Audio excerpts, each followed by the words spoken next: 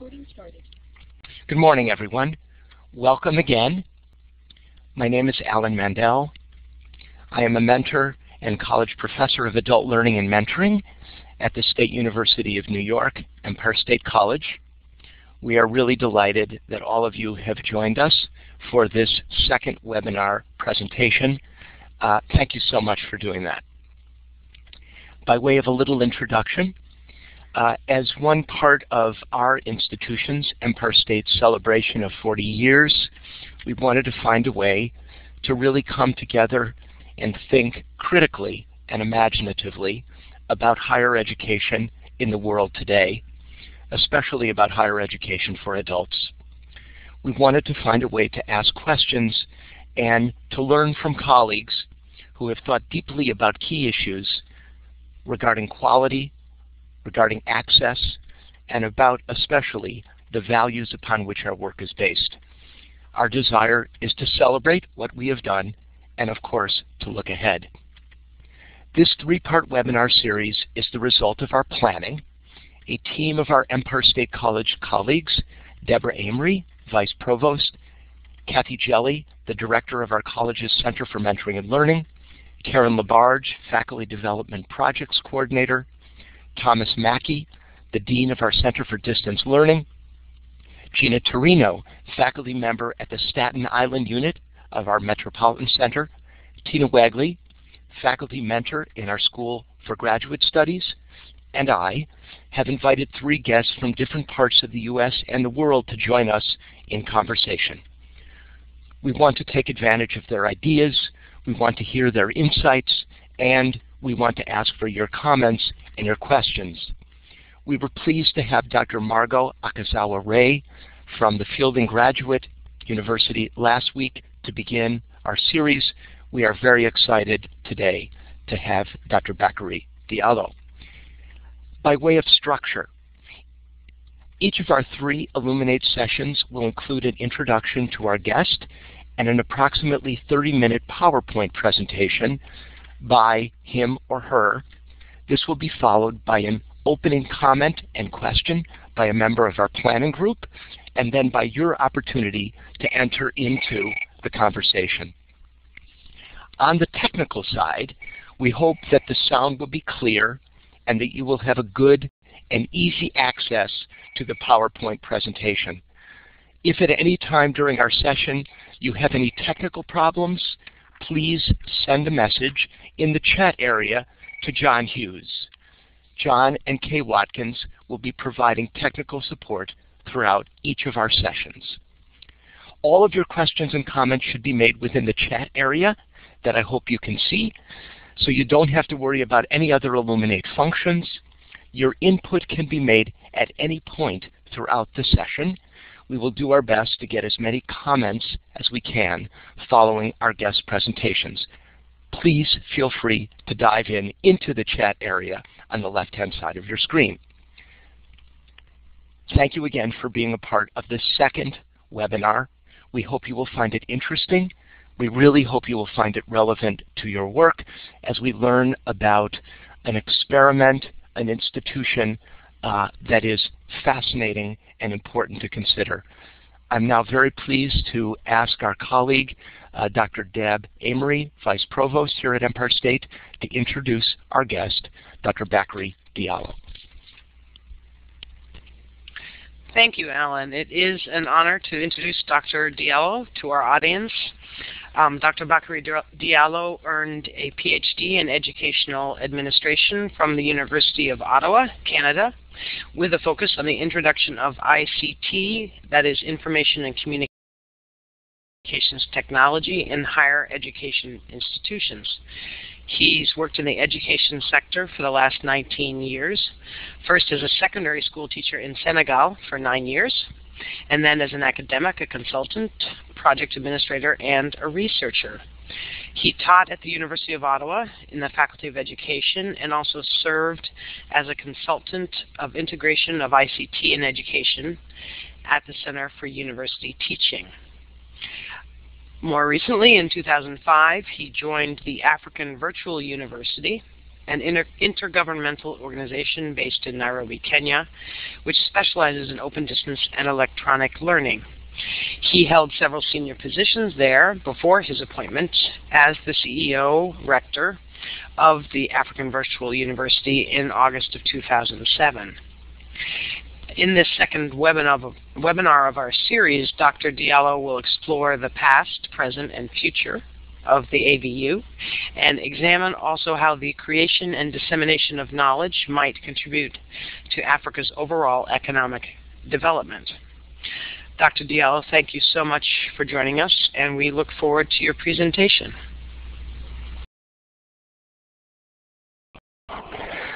Thank you very much, Deb. Thank you very much, Alan. Ladies and gentlemen, depending on where you are, I would say good morning. But from where I am here in Nairobi, Kenya, I would say good evening. It's 8 o'clock here in the heart of East Africa.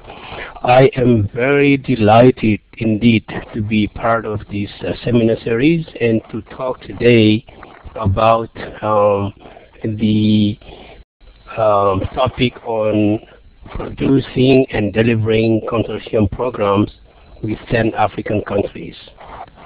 I will start my presentation by just showing the outline, the introduction. I will briefly introduce AVU. AVU stands for the African Virtual University. Before I go further, I just want to check with the moderators to make sure that everyone can hear me clearly, and if I can proceed. Everything is fine, Zachary. Excellent. Please, thank you so much. Okay, thank you, Alan. The second point I would like to talk about this evening/morning, depending on where you are, is access to higher education in Africa. What are the challenges and opportunities? And I will go on describing the collaborative approach to producing and using math and science content as a response to the challenges of access to higher education in my part of the world. And I will also talk about the AVU OER Open Education Resources. And finally, I would talk about what we are planning as the means to conclude this presentation. The AVU African Virtual University is a Pan-African intergovernmental organization. It means that the charter of AVU has been signed by several African countries. You know, in Africa we have 74 countries. It is divided into several regions.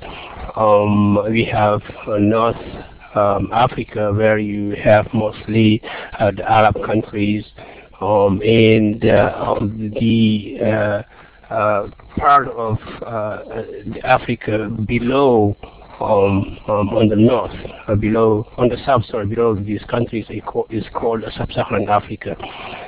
Right now we are operating mostly in South Sub-Saharan Africa.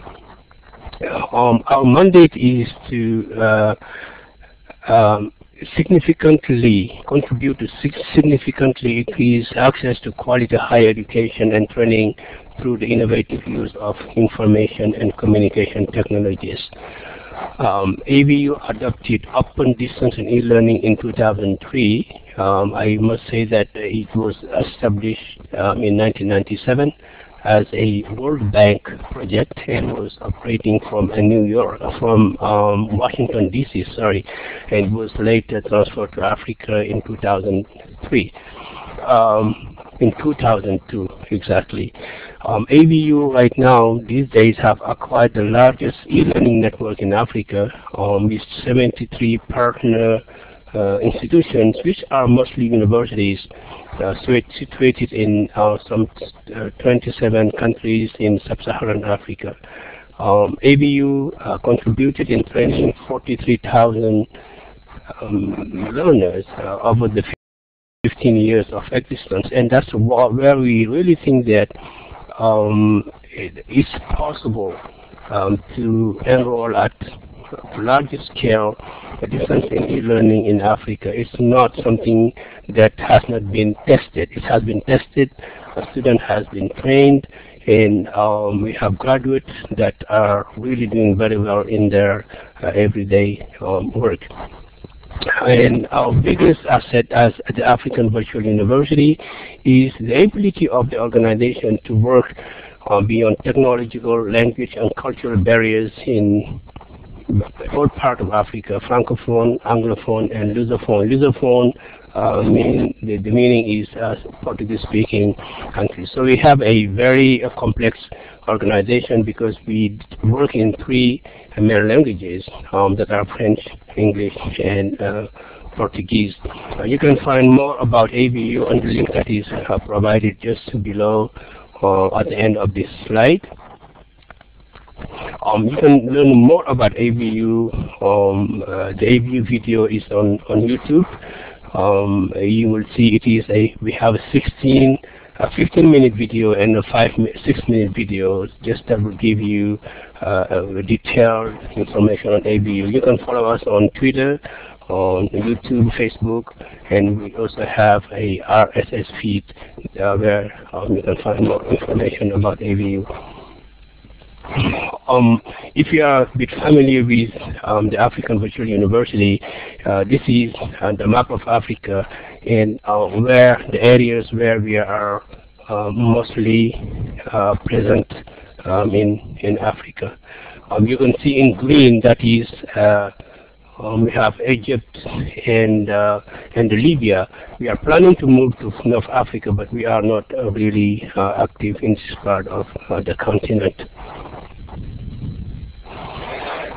Now talking about access to higher education in sub-Saharan Africa, that's really where it's really interesting. We know that there is a clear link between economic development and higher education in terms of number of graduates in higher education. Where we are now, the average of access to higher education, I'm not talking about graduation, but access to higher education is at 6% in sub-Saharan Africa. Some countries are a bit below 6%, but most countries are below 6%.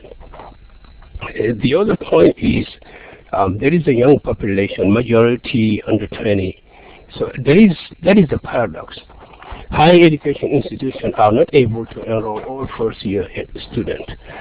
Some changes have been made in the last decade or so on primary education, what you call K-12, primary and secondary schools. So we have a lot of graduates coming out of high schools, but the universities cannot take the students. So what would be the solution? To expand universities? We all know that Africa does not have this kind of resources to build new universities. So we might rule out that option. Can we expand universities? But at what extent? So, but the real issue here is resources and time. So that's why we believe that open distance and e-learning is a sound alternative, since it has been proven that 43,000 has been trained through open distance and e-learning. But there are some barriers to accessing higher education to distance and e-learning. At what I call here external barriers, meaning in the external environment. At national level, you will see that there are a lack of policies for infrastructure development, but also even policies in terms of e-learning, open learning. It's not really very well understood and organized and systematic. But also there are some problems related to infrastructure like deficiencies in internet providers, the high cost of internet connectivity, the cost of IT equipment, and reliable power. If you look at the bottom, my name is there. This is one of the research I did in 2005. But I can tell you that all these barriers are still here, although there is an improvement on the internet. Access to internet is easier on the continent, but it's far behind what we can find in New York, in the States, in Canada, in France. It's not. We are not over there yet. The cost of equipment is another barrier. And if you travel to Africa, most of our sub-Saharan African countries, you will see that we have what we call power cut, meaning that often there is no electricity, and if you do not have a power generator backup system, you will have to sit and wait until the electricity comes, and it's not regulated. You don't know where the cut is going to be. So these are some of the barriers, but also in terms of barriers within the institutions, let's say the universities, it was found that they don't have plans and strategies. Leadership is a problem. Computer for staff and student equipment is a problem. And if they have the equipment, maintenance of the material is another issue. But regarding now the teachers, limited awareness of and use of the use of ICTs by teachers and personnel, qualified human resources in different fields, maintenance of computers, content development. These skills are missing in these universities, in most of the universities. But as you know, this may be true anywhere, resistant to change, and this is a big one. So you will have these strategies to overcome the resistance, but also to motivate faculty to go distance and e-learning. And one of the responses, I'm now going to talk about this project, the main topic. One of the responses that AVU came up with, and the project was implemented from 2005 to 2011, is what we call the AVU multinational project. Why multinational? Because it's covering several countries. It covered actually 10 countries and 12 universities. In terms of funding, the cost of the project was just about $10 million. Funding a grant from the African Development Bank Group, and $3 million from AVU and the partner institutions, and the United Nations Development Program contributed for about $500,000. The activities under this project, you will see the first was establishment of open distance and e-learning centers and with internet connectivity. This is infrastructure in the 12 universities, participating universities. If you look at the barriers I talked about just a few minutes ago, you will see the relevance of having a hub that is all the time connected to the internet with a power backup, so that distance learning and e-learning can take place 24 hours without interruption. And we have also what we had what we call the AVU Capacity Enhancement Program. This is actually the training of the trainers, and it's actually addressed one of the barriers I mentioned earlier. And we had an ICT integrated teacher education program in math and science. This is the production of 4 Bachelor of Education in mathematics, chemistry, physics, and biology, and it was produced in such a way that on open distance and e-learning format, meaning that we had the electronic format, the e-learning format, and we had the print, but also we had DVDs and USB keys to make sure that students, wherever they are in Africa, and depending on their access to technology, they will be able to access the content. And the last component or activity was gender mainstreaming in math and science. This is an issue I found where I was in Canada at the University of Ottawa. Anywhere in the world we have less female doing math and science subject matters, engineering and so on. And this is true in Africa. So we had a scholarship program to help us to deal with this. I'm going to go faster because I don't think that I have a lot of time left. Moderator, can you tell me just how much I have? I think I have 10 minutes on my watch to make sure that that is the case. I'd say 10 to 12 minutes would be fine, Bakary. Please, go on. Okay.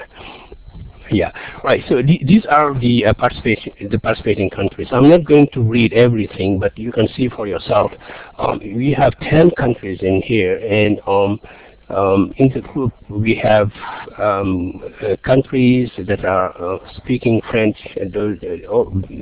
Other countries they speak English, French, like Senegal and Madagascar, and you will see Mozambique. Mozambique is the one that is Portuguese speaking, and this gives you a visual map of where the countries are situated. You see they are all in the extreme east of Africa, except of Senegal. It is the extreme west. But this was the way the program was implemented. Well, this is empty. This is a open distance and e-learning center. You can see on the bottom right, the item you see there is a power generator. This is a power backup for instance, if there is a power cut. But I'm going to show you another one with students in. This is in Mozambique. So what you have here is different type of equipment that allows the universities to have a hub for research, for distance and e-learning, for open distance and e-learning, and that is connected to the internet all the time, 24 hours. They have servers to host their programs. They have mirror servers of Moodles. So this is a hub actually, where also we train the trainers in the universities.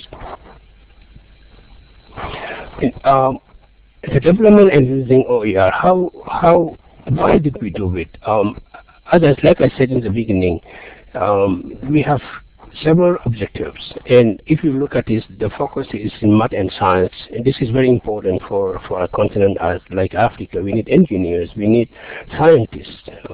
It's a huge continent with a lot of needs, but this is strategic for ABU, it's strategic for the countries, and also it's strategic for the donors. One of the objectives is to improve the quality of teaching and learning in school through the ICTs and increase the number of mathematics and science teachers, but also to promote research in teacher education and inform future curriculum reform, and to establish and strengthen relevant partnerships with other teacher education initiatives in Africa. Oh, oops, something happened.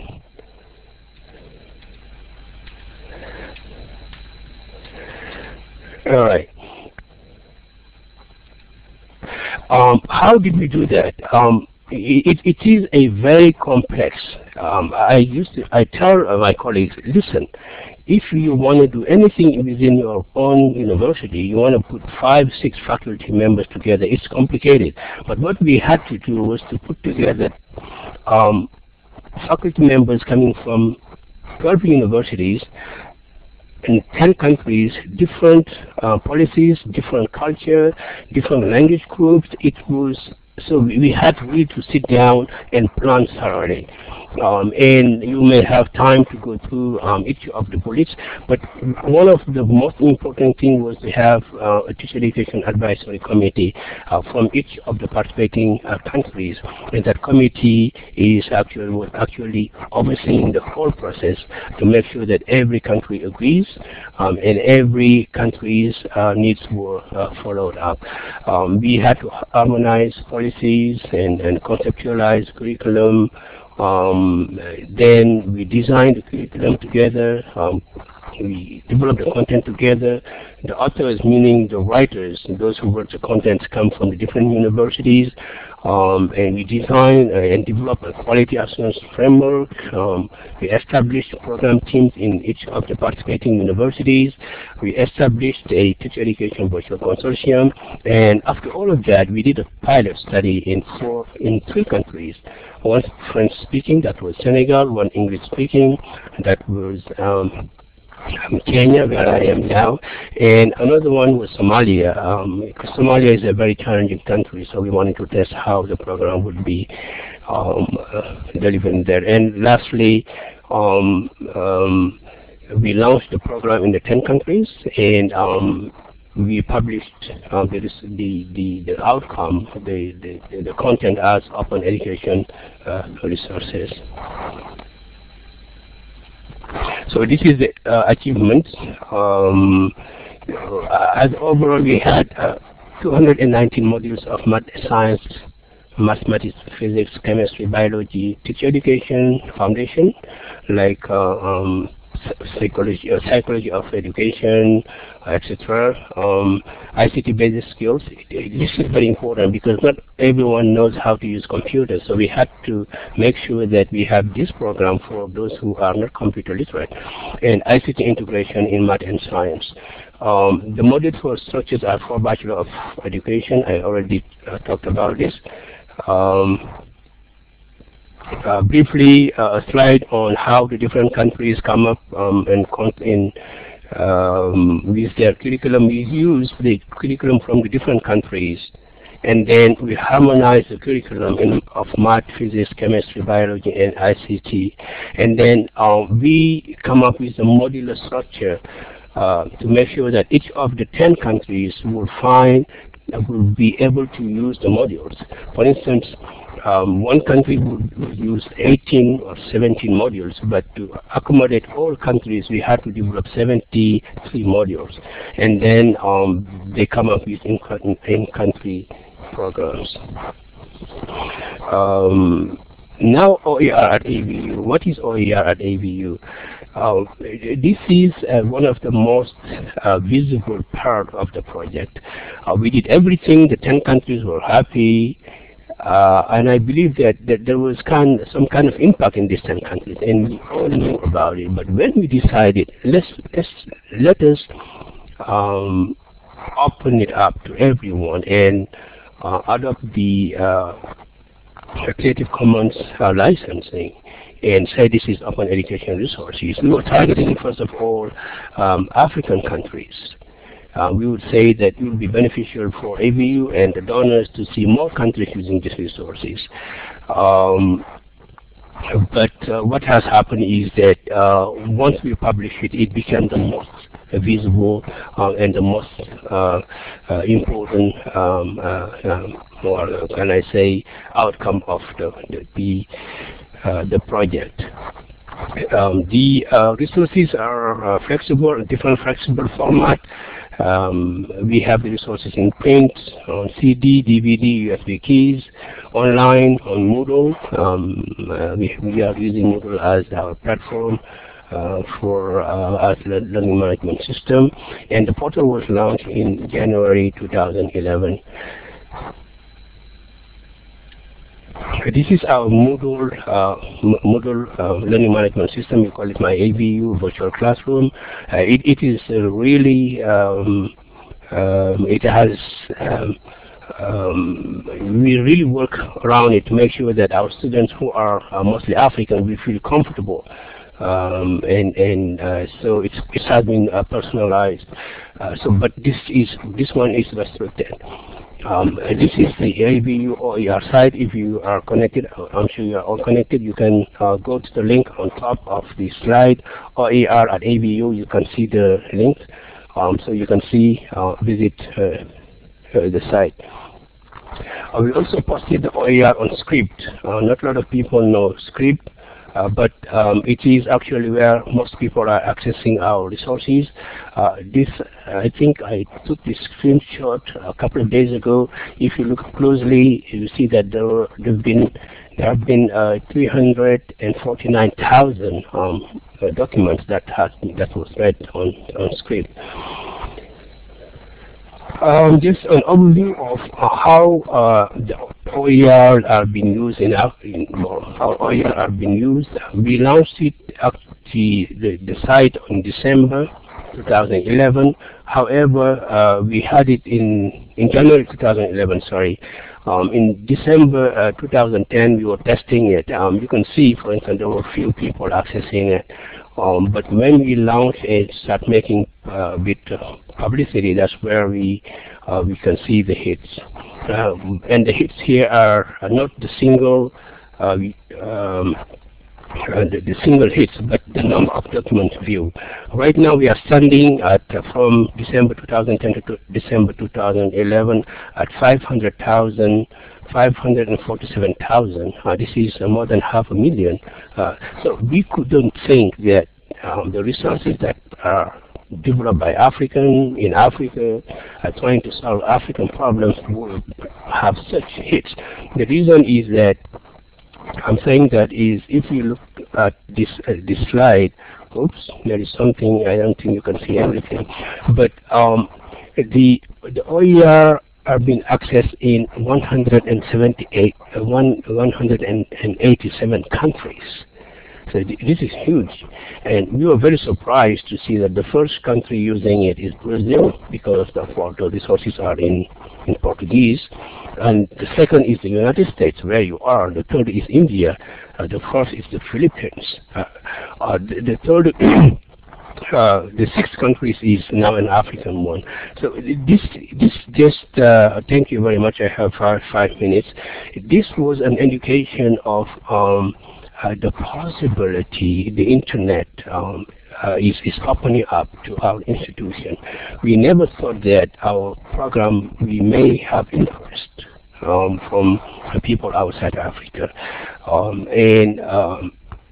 It was an eye-opener. It has done a lot of good to ABU. You may know this. ABU won a prize because of this open educational resources from the U.S. based, the United States organization based called educationportal.com for best OCW emerging initiative in August 2011. Actually, it was in July, not August 2011. We now have global recognition and exposure because mostly of our OER activities.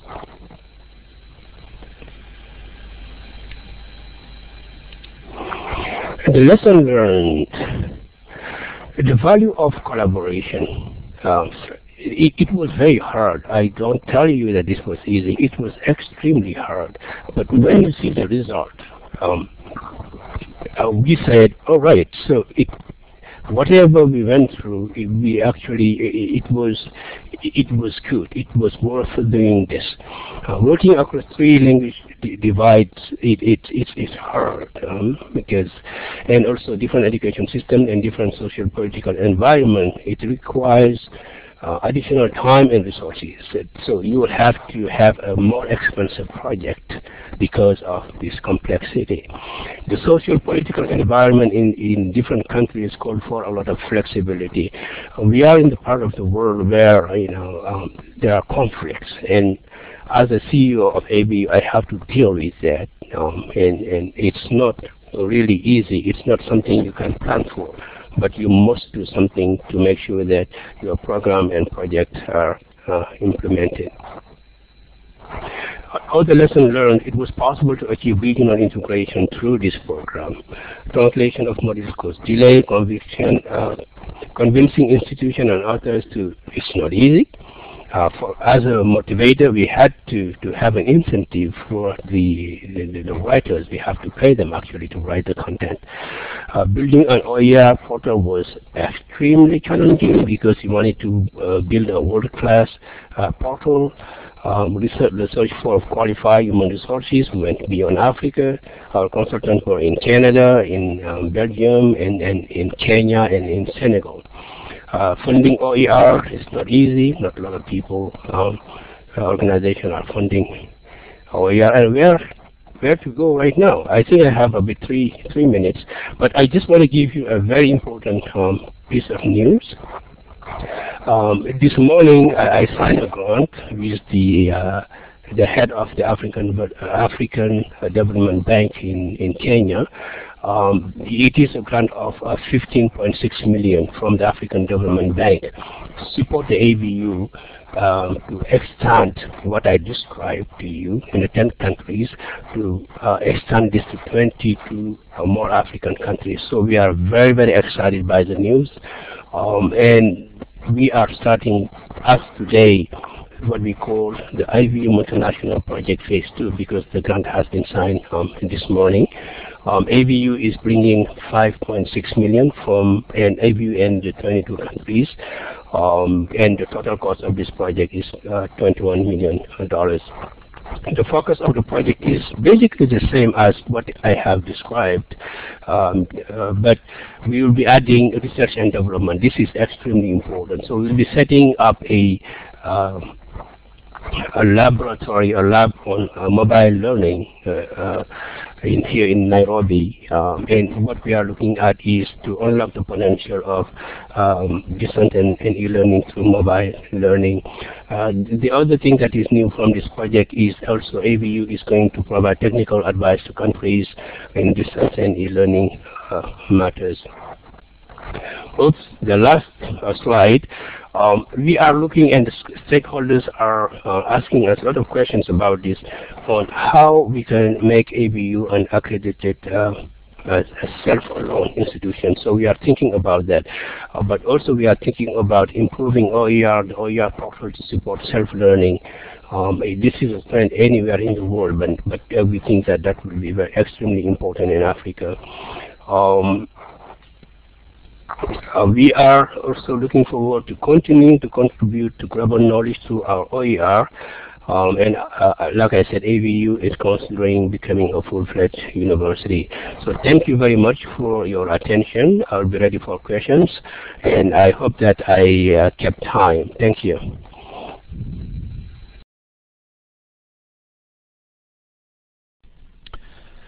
Zachary, thank you very much. And can you hear me okay?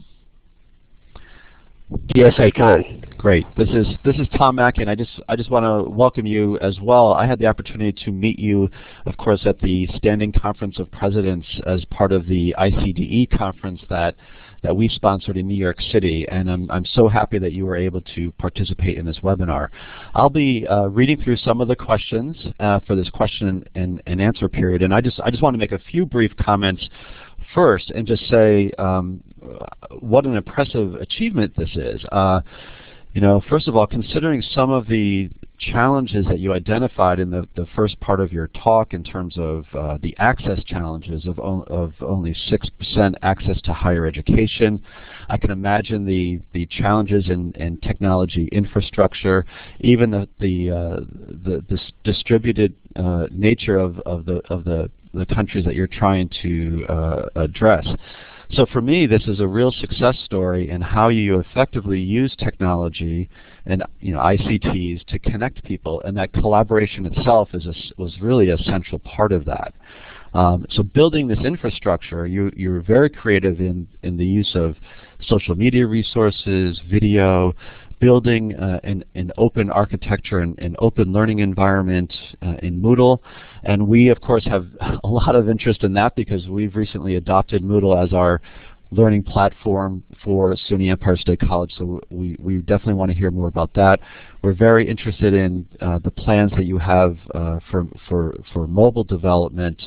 And it's interesting, when we spoke in New York City, and you just reiterated, you restated this point as well, is that what you've done, I think, with the open educational resources and connecting that to your overall mission and the way that you've also connected it to your online environment, I think is particularly innovative and creative. And I also just want to state that I think that there's some interesting parallels to our own institution in that we are a distributed college. We don't have a traditional campus. We have learning centers throughout New York State. We have partnership programs at several international locations such as Prague and Beirut and Panama City. So at this point, I think that we can learn a lot from you as well in terms of how you were able to bring people together in such a collaborative way working on this common goal of creating access to learners. And I think that that's central to our mission at Empire State College as well. So I just wanted to make those preliminary observations, and now I will actually return to some of the actual questions that are coming through here. So one of the first questions we received, and I also want to say I'm so happy to see such great participation from my colleagues throughout our college here in the chat box, and it is great to see that, and this webinar series has been a real success. So let me first start with the question that Nan Travers posted, and she wants to know, how are the students learning being assessed for college credits in the OER?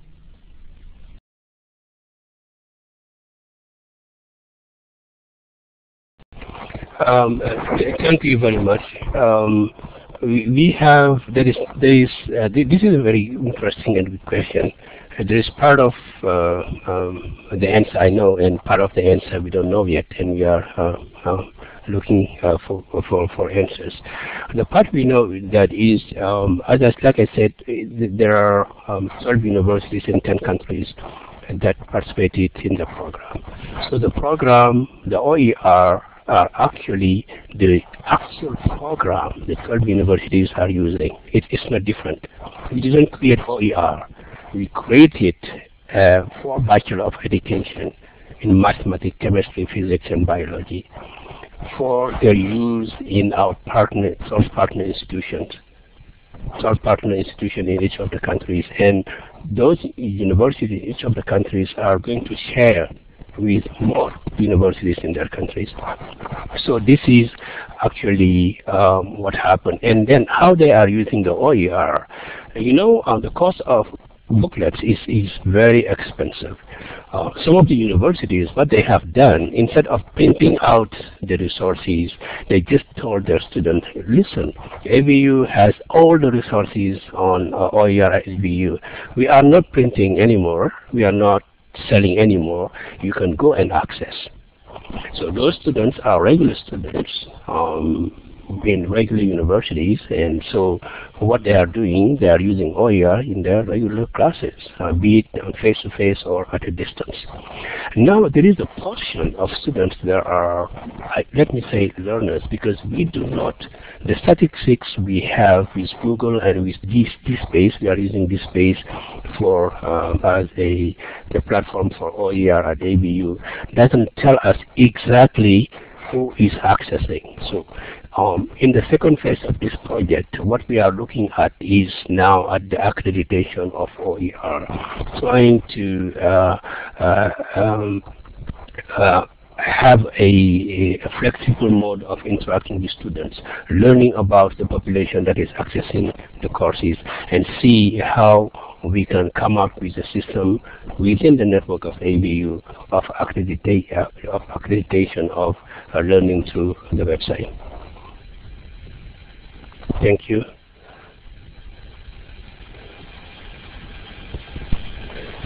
Thank you, Bakary. That's a great response. Let me go back. I may have missed one of the earlier questions as well. I'll try to go through this. And Karen, feel free to send, if you had a particular order, feel free to send those questions, and I'll look in that section as well. But in the meantime, Tina also had a question. And there might be follow-up questions to the assessment question as well, but let me go back to Tina's question. Regarding the teacher education programming, are there professional development activities available for current teachers as well as curricular development options for pre-service teachers?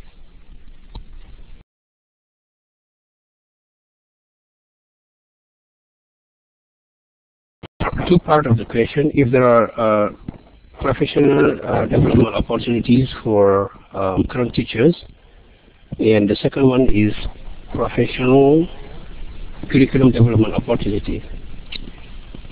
Yes. Yes. For the second part is related specifically to pre-service teachers. Okay. So yeah, this program, the teacher education program we developed, is for in-service and for pre-service teachers. With the country, within the country we were dealing with, they have several categories of teachers. They have teachers they call qualified teachers. These are the teachers that have a professional qualification in the country and they can serve as teachers. But as you know, or you may not know, in Africa there is a big shortage of teachers, and several countries have different policies, but in short, you have what we call unqualified teachers, meaning teachers that do not have the required qualification and but are teaching because there is no one to go to fill up the place of the teacher, the spot of the teacher in the classroom. So the program was targeting these different category of teachers. The pre-service one, so someone who does a bachelor, the unqualified teachers who may have, for instance, let's say a bachelor in mathematics but do not have pedagogy. So we kind of take into account pre-service and in-service. And for in-service, we have a particular program focused on ICT in education, ICT basic skills. We have this program in several countries, like Kenya, Zambia, Senegal, Somalia, Uganda, and we were amazed to see how teachers wanted to take this program. It is a computer basic skill program. And then after that, we have what we call ICT integration in education. What are the theories and principles behind integrating ICT in education? It's also a very popular program for teachers. So in length, that's the answer I can provide to that question. Excellent, thank you. And we also have a question from Alan Mandel. So are there tensions that exist between the more traditional institutions and the AVU? Are there, for example, faculty at the more traditional institutions that question the quality of learning at the AVU?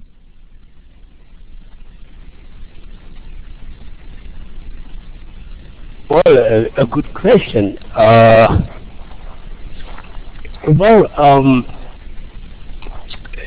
Not necessarily maybe with the AVU, but for sure there are tensions. And I talked about this as a resistance to change.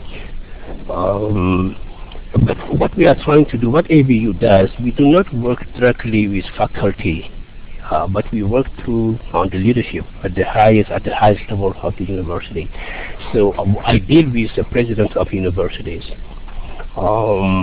And together we plan, and within their universities, yes, there are faculty members who have problems with e-learning or distance learning, and this is not new. The same happened when I was at the University of Ottawa in Canada. We had to come up with a program of creating incentives and then training faculty members but it exists. We cannot deny that. I think that was the question. Yes, and there was a follow-up as well. In addition to access to materials, to resources of all kinds, what kinds of academic supports are available for students as they seek to learn? Okay, so I think I need to make a clarification between our OER portal, which is totally open. There is no facilitation. It is a repository, actually. And our Moodle platform, where now we have courses that are moderated, where there is an instructor. So depending on how they are accessing AVU resources, if it's through a formal program, then students are assessed, students are supported online. So we have a very structured program, distance and e-learning program that is not open. But when you talk about now the open resources, it's totally open, it's totally free. But since we see that 500,000 people accessing the site in 1 year, and we think that it is going to grow in the next year, we think that there is a big potential now to reorganize and see how we can formalize a bit the learning on the OER portal. You know, I just have a quick follow-up on that, and then I'll get back to the questions in the text box. I find that part of it really fascinating because what it seems that you're doing then by using open education and open educational resources, you're expanding your audience far beyond even the original audience, the original population that you're thinking of. And then it seems that by doing that, by being open, you are then yet another portal to the online environment you have. Am I reading that correctly? Does that seem to be what's happening, given the numbers that you showed us in terms of all the different countries that now have access to your learning resources?